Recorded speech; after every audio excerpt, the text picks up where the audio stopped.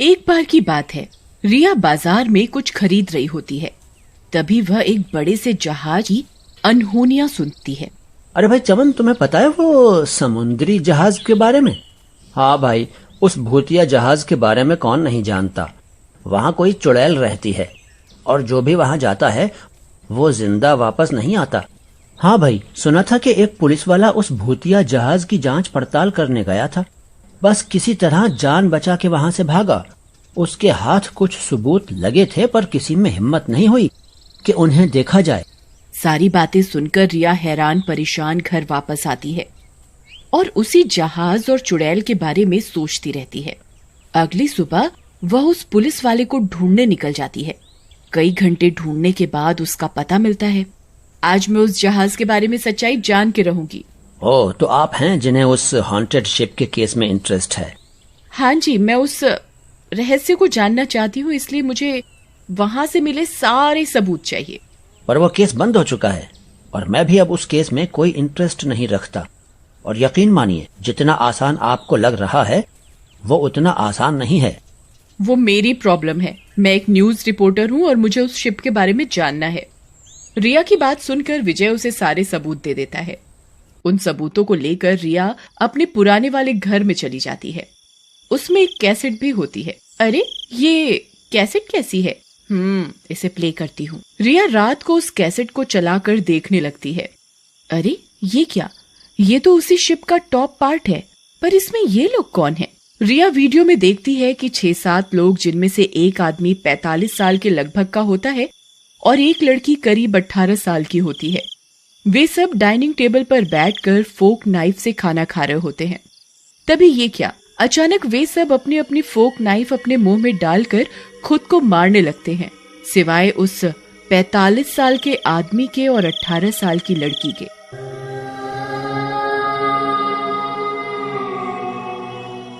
रिया बहुत डर जाती है।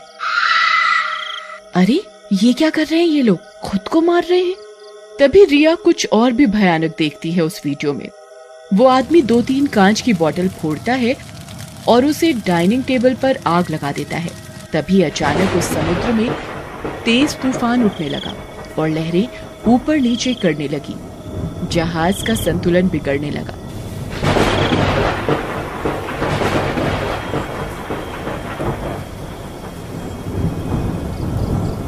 अरे, ये कैसे हो सकता है? अचानक इन लोगों ने खुद को ही मार लिया और ये तूफान कैसे? अब मैं इस रिचुअल को पूरा करके समुद्री देवी को खुश कर दूंगा और इस लड़की की बलि देके मैं अपने सारे दोस्तों को वापस बुलाऊंगा जो कभी इस समुद्र में मर गए थे। अब वे सब वापस जिंदा हो जाएंगे और मैं उन सब का आका बन जाऊंगा। अब मैं इस लड़की की बलि दूंगा।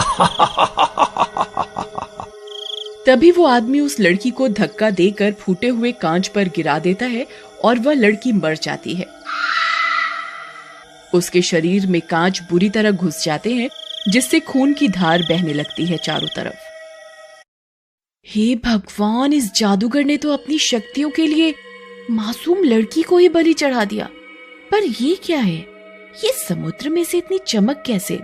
तभी समुद्र में से एक काली शक्ति निकलती है, डरावनी सी।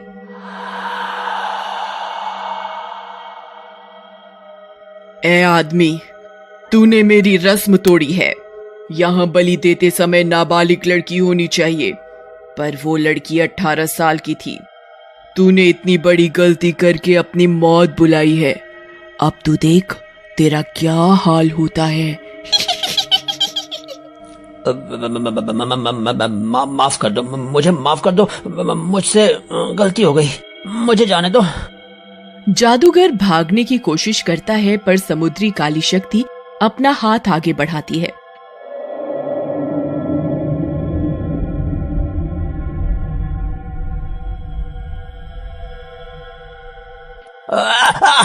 माफ कर दो, मुझे जाने दो। मुझे कोई शक्ति नहीं चाहिए। मुझे किसी का आका नहीं बनना। मुझे किसी का आका नहीं बनना। नहीं, अब तेरी जान मैं निकाल कर रहूंगी। और जादूगर के शरीर से उसकी आत्मा बाहर निकलने लगती है और समुद्री शक्ति उस जादूगर की आत्मा निकालकर अपने साथ समुद्र में ले जाती है।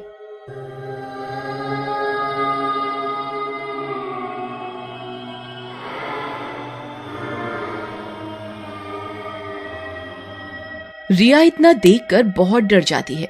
वह विजय को फोन करती है। हेलो विजय, आप प्लीज मेरे घर आ जाएं इसी समय। आपको कुछ दिखाना है। इस समय? इतनी रात गए? क्यों? सुबह बात करते हैं ना। नहीं, मुझे भी आपसे बात करनी है उस हॉन्टेड शिप के बारे में। क्या आपने वो वीडियो देखी थी जो आपको वहां मिली थी? नहीं, मैंने नहीं देखी। मैंने जब वो चुड़ैल शिप में देखी तो मैं उस हादसे से बाहर नहीं आ पाया। बट कल एक इंटरव्यू है उस केस से रिलेटेड, जहां मैं केस बंद होने का अनाउंसमेंट करने वाला हूँ। फिर तो ये आपके और भी काम आएगा। मुझे आपको कुछ दिखाना है, आप बस जल्दी आ जाओ। ओके, आता हूँ।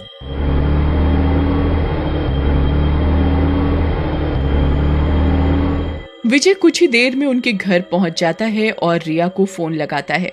हाँ रिया, दरवाजा खोलो, मैं बाहर हूँ। रिया दरवाजा खोलती है और दोनों जल्दी से वीडियो देखने बैठ जाते हैं। हाँ रिया, अब बताओ। देखो, इसमें जो लड़की मरी है वही चुड़ैल अब जहाज में रहती है, क्योंकि उसकी मौत एक रस्म की बलि देने के कारण की गई थी। अब जिस तरह उसकी मौत हुई, वो नहीं चाहती कि कोई भी उस जहाज में जाए और उनके बारे में कुछ भी इंफॉर्मेशन लीक करे बाहर। वो अपने आप को एक रहस्य ही रखना चाहती है और जो भी उस जहाज में जाता है उसे वापस जिंदा नहीं आने देती। अच्छा, तो ये बात है। जरा उस लड़की की फोटो दिखाओ।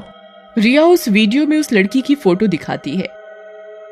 एकदम से विजय को उस चुड़ैल का चेहरा याद आता है जिसे उसने उस जहाज में देखा था। वे दोनों देख ही रहे होते हैं कि ये क्या। अचानक से वीडियो के बीच वही चुड़ैल मॉनिटर के एकदम आगे आ जाती है।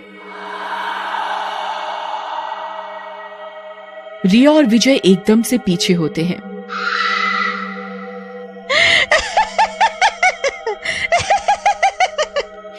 मेरा रहस्य एक रहस्य ही रहेगा। तुम लोग चाहे कितनी भी कोशिश कर लो, दुनिया के सामने मेरा रहस्य नहीं ला सकोगे। इतनी डरावनी शक्ल देखकर विजय के तो मानो होश ही उड़ जाते हैं। विजय पीछे की तरफ होने लगता है। तभी वह चुड़ैल मॉनिटर के बाहर अपना हाथ निकालती है और विजय को पकड़ने लगती है। अरे ये क्या? मैं जितना पीछे हो रहा हूँ इसका हाथ उतना ही बढ़ता जा रहा है। रिया, रिया, कहाँ हो तुम? मुझे बचाओ, बचाओ मुझे। मैं ये केस आज के बाद दोबारा कभी नहीं खोलूंगा, ना इसकी बात करूंगा। बट मुझे छोड़ दो, छोड़ दो मुझे। विजय खुद को बचाने के लिए रिया की तरफ देखता है, पर ये क्या? रिया की जगह वो जहाजी चुड़ैल वहां थी।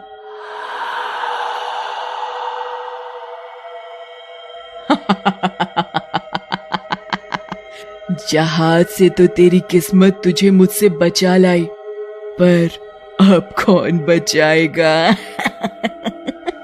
तुम तो वहां टीवी के अंदर थी। हाँ, मैं।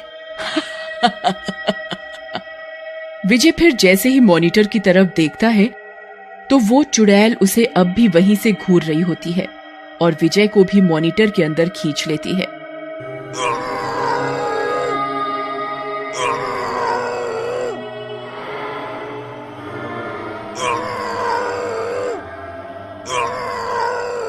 अंदर से विजय चिल्लाता हुआ जब सामने देखता है तो वह दंग रह जाता है।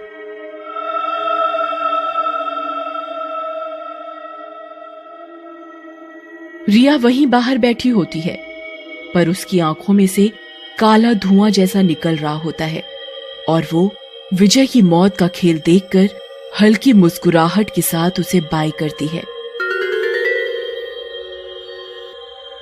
आज भी कोई नहीं जानता कि वो रिपोर्टर रिया कहां गायब हो गई और वो कैसेट अगले दिन सड़क पर पड़ी मिली। अब पता नहीं अगली बार ये मौत का खेल किसके साथ खेला जाए।